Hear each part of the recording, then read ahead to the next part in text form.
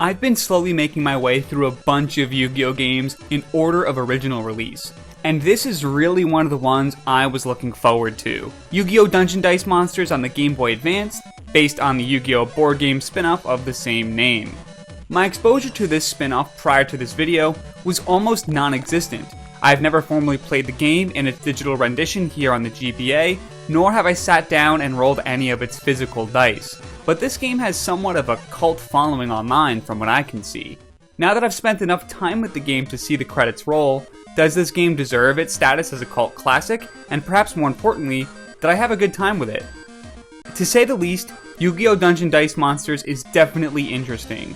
I'll spend a little bit more time going over some of the basic rules here because I'm sure there's actually a very small number of you who've even played this game, and yet again we have another Yu-Gi-Oh! Game whose rule set isn't properly explained with an in-game tutorial.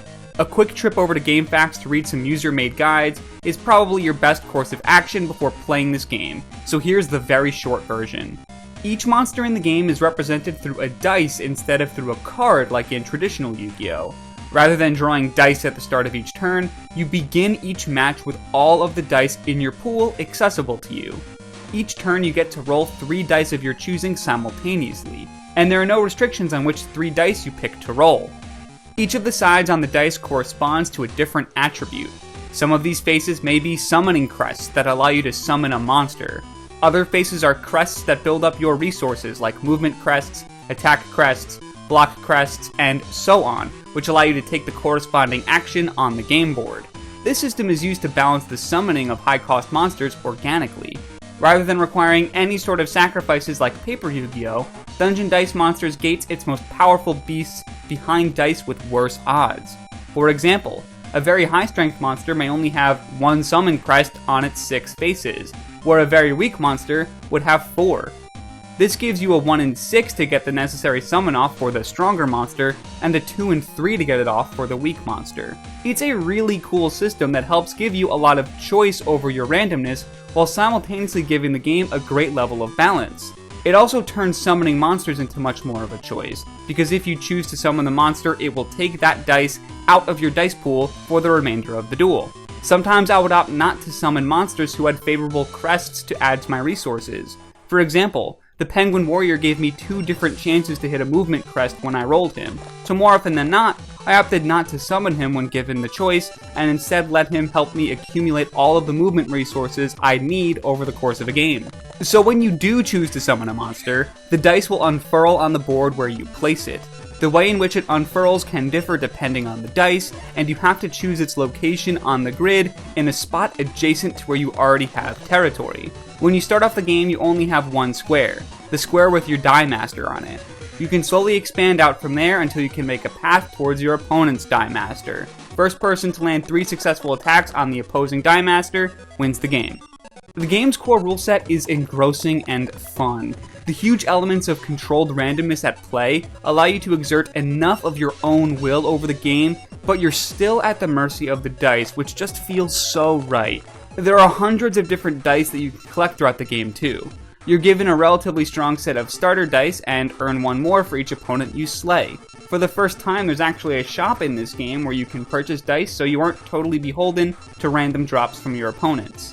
Grandpa isn't too keen on the friends and family discount though, so his prices aren't super great, especially if you want to get some of his coolest dice, but hey, at least it's an option here. The game is structured as a series of tournaments with basically no story to be a connective tissue between them. You boot up the game, go to the tournament select screen, pick a tournament, then have at it. You will be structured against random opponents within said tournament, get a little blurb of dialogue from them, and then just battle. Some of the later tournaments have some slight modifiers to the grid too, featuring different obstacles that you will need to navigate around. And they also will have a different background and soundtrack, which help keeps the presentation from getting too stale. Presentation is actually one of this game's strongest suits, judging by Yu-Gi-Oh! Game Boy Advance game standards anyway. I'm particularly impressed by the game's attack animations. When combat between 2 monsters begins, it goes into a pseudo 3D environment where you can see the 2 sprites of the characters duke it out with some unique animation. There's an option to turn off the battle animations if you want, but the combat in this game was infrequent enough that I found I could keep them on and not get tired of them. All in all, each individual game will last you about 10 minutes, and each tournament can be finished in well under an hour. If you're looking for story of really any kind, you're bound to be disappointed, but the core gameplay has some really interesting ideas, and the pacing is great to just pick up and play in short bursts. And sadly, this is where we get to the part of the script that I was really dreading having to write. It actually upsets me what I'm about to say, but this game has one major flaw that completely invalidates every single positive thing I've had to say about it. The AI doesn't know how to play. I've complained about AI in Yu-Gi-Oh games in the past, but nothing I've ever said about any game prior holds a candle to just how incompetent the AI is here. I've played games where my opponent would try to summon level 3 or 4 monsters the whole time and continuously fail his rolls until I just walked up and beat him without him having successfully summoned a single monster. You'd think there'd be a rule imposed of some kind where after failing X number of times to summon a high-risk monster, you just kind of roll some cheap dice to get something near guaranteed out, but no, the AI just stubbornly keeps utilizing its dumb strategy. It's also really stupid about when it decides to move into combat as well. It will literally start fights with monsters that it loses to, only to die right after it initiates combat. Other times, it will sit there and not pick fights with weaker enemies. My opponents only seem to go after my Die Master at all if it can make it all the way to him in one movement. Half the time, it wouldn't even try to inch its troops closer over the course of the game. There were times where I was well into enemy territory preparing to land the final blow, and he just wouldn't rally any of his troops to even try to make a defense and stop me. There is one thing that you can expect with insane consistency. The most common move that the enemy will ever make is to literally keep all of its units in the exact same spot, turn after turn after turn, doing nothing. How did this happen? It's not something that gets fixed as you progress later through the game either. Even the latest of late game tournaments will find you playing against enemies that will just sit there all game, letting you win.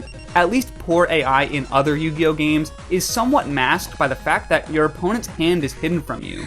With most of the elements of the game laid out right in front of you here in Dungeon Dice Monsters, it's easy to see the gears turning. Every script and rule and piece of logic that drives this AI is nearly transparent when you watch how it chooses to make its plays. And all of those plays are very bad. The only saving grace here is that Dungeon Dice Monsters supports competitive play against the human opponent, but I'm willing to wager that most of you out there don't have a second copy of the game, a friend willing to play a 2004 GBA title, and a link cable lying around. If you do, consider yourself lucky, as I'm sure you're going to have a great time. For the rest of us, it's just embarrassing that the game was able to ship in a state like this.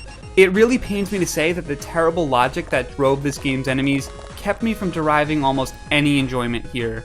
The core rules are so intelligently made and unique, but are absolutely wasted here in this title. Dungeon Dice Monsters was so incredibly close to being something really special. There's tons of depth here, but almost no reason to start diving. Whether or not the opponent is even going to decide to move its pieces when it fights you is practically a roll of the dice.